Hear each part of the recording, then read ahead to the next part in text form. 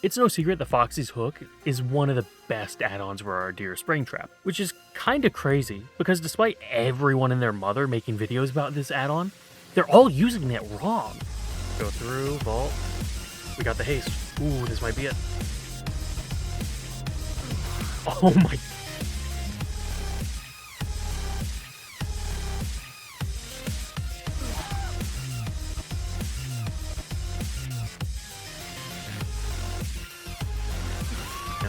hurting her a lot more than it's helping her. I think this is a mod. Yeah, they couldn't get that speed boost. There's 3 secret techs with this add-on that, when done right, add way more use cases and sometimes even completely nullifies its downside of potentially giving survivors haste. And I've seen no one else talk about it. And honestly, I don't blame them, since the only reason I found this out is because of a freak accident that can only be explained by a little bit of good karma paying off. We'd been trying out the new pizzeria map with my main, the Unknown, when we realized that the trees no longer collided with their projectile. Which, to put it simply, is a massive deal for Unknown mains. So I sent a DM to fellow Unknown main Wispfell, who had been advocating for this change for a while. A few minutes after he generated multiple new secure passwords out of excitement, he told me that someone else had said that the cow tree tile had also lost collision. My chat and I had already moved on to testing Springtrap, but we figured that we'd test it anyways, which directly led to the accidental discovery of the first tech I'm about to share with you. And let me just say, with how precise you have to be for this tech to work, I have no idea what the odds of hitting this accidentally on the first try are. Let's see, cow tree. Oh, I think I see cow tree. Yeah, cow tree is over here. If you come to door 7, you'll be right here. Well, nope, I hit the pig. Wait, hold on. Yeah, are you affected by this? Can you run through that? Did you get haste? No, you didn't. Wait, that's so good. That's right, there is an exact height you can throw your axe into an object and have it give only you haste. The reason this works is because most killers, Springtrap included, have a slightly taller hitbox than the survivors. So if you can get the edge of the axe's AoE within this height discrepancy, you can gain haste that the survivors can't. So you are quite literally height-mogging the survivors with this, which honestly the idea of Springtrap from FNAF height-mogging the child from Ringu on Midwich Elementary School from Silent Hill is such a hilariously DBD idea that I just had to name the tech that.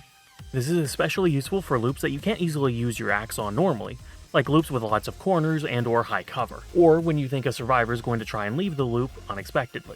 The best way to learn how to height-mog survivors is to just practice doing it. I'd recommend loading into a custom versus bots and spend an hour or two and just practice going for that specific height that you need. The easiest place to get started on is to start on the standard tile windows, since this tech also works on windows and window vaults. If you throw the axe properly, you'll barely gain the haste at the peak of your window vault, but the survivor won't be able to. It's also pretty easy to line up on the standard window because you want to visualize your axe hitting right above the window so that its handle is level 2 or slightly below the top of the window. Now, not every window has a top, so you can also throw it slightly up into the side of whatever window as long as there's a decent height wall or other obstacle next to the window. And if there isn't, you could just, attack the survivor normally at that point. What do you want from me? It's important to note that if you have to throw the axe to the side of a window, you want to throw it to the side opposite of where the survivor wants to go.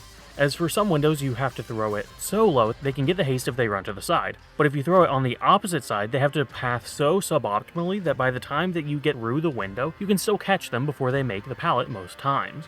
Also, sometimes when you throw the axe a few pixels too high, you may still actually be able to get your hitbox inside the bubble by walking directly into the wall while facing either straight towards or straight away from where your axe landed. The range for this working is genuinely a few pixels at most, so it won't save you if you really mess up. There have been once or twice where this backscratch tech allowed me to get the haste when I otherwise wouldn't have been able to. So if you mess up but still have pallet control, you might as well try and go all bare necessities on the wall for a second. Hello, Editing Crow here. I need to jump in really quickly and just say the third tech that I found unfortunately doesn't really work anymore. Editing Crow Inception here at this point, but basically, originally I made this section of the video about the third tech, haste preservation tech, and then as I was editing it, they nerfed the add-on to live, so I redid the entire section as Editing Crow, talking about why it doesn't work.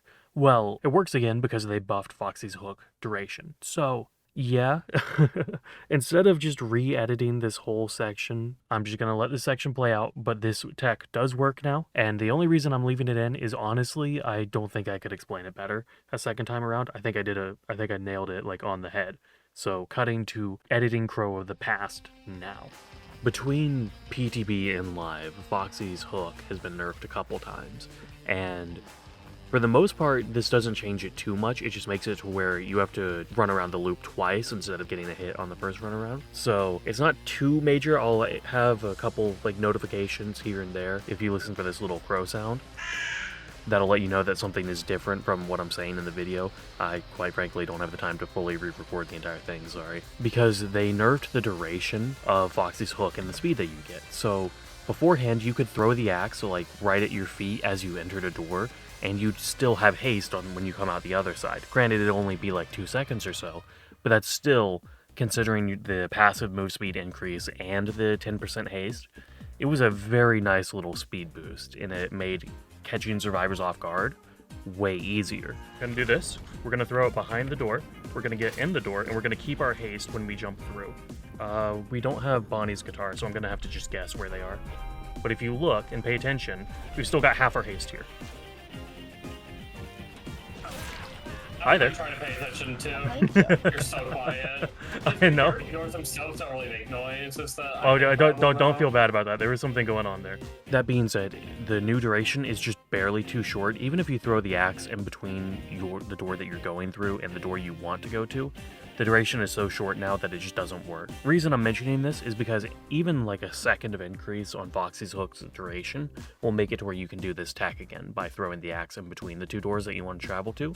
And it also works with batteries included because of how the doors work. You don't actually like teleport, you just basically get turned invisible and move really quickly through the map. So you can gain any like area-based effects as long as it's in between your door and the door you're going to. So for example, batteries included, you'll get the haste when you come out the other side. Unfortunately, it doesn't work with Foxy's hook anymore, but it can still work in the future, so I felt it was still worth mentioning.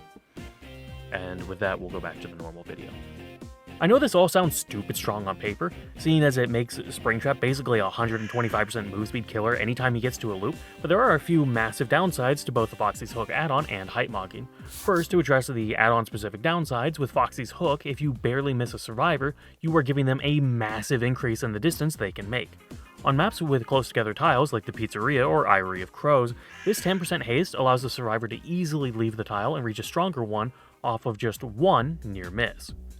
This means that you can't really go for orbitals in loops, since it'll be hard for you to get the same haste as the survivor.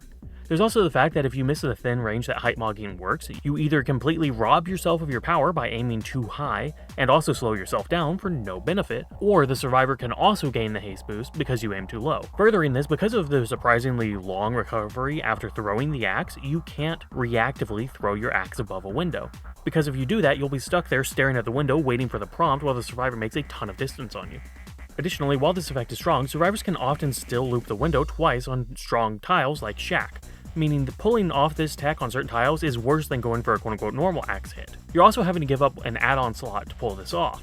And while Foxy's hook is strong, losing out on something like Chica's bib, Bonnie's guitar, Shredded Curtain, or really any other of Springtrap's incredibly well-designed add-ons is a massive downside. So as a brief summary, height mogging is a high-risk, high-reward tech that isn't a universal answer to every tile in the game, unlike certain other killers' techs. It also can't be done reactively, since the survivors can see that the axe was embedded above the window or high on a wall, since the axe landing is very loud and this bubble goes through the walls. And once they see this, they can just leave the loop or run in a way that doesn't get close to the axe until the axe's duration runs out. This leaves it, in my opinion, as an interesting alternative style of gameplay for Springtrap that slightly benefits newer players since walls can't, dodge, but unlike most other new player-friendly alt styles in DBD, height mogging still forces the player to get good with Springtrap's power, the axe, and its trajectory. Like, despite almost all my matches on the PTB being with this playstyle, I've seen my own accuracy ascend to the point where I can carefully thread the needle over and around survivors trying to body block me, to then down the injured survivor that they're trying to protect in their face with absolutely nothing they could have done to prevent it. And this is with me going for very few normal axe hits in most of my matches. But still, if you're a newer player who can consistently height mog, you have no need to doubt your ability to use the axe normally too.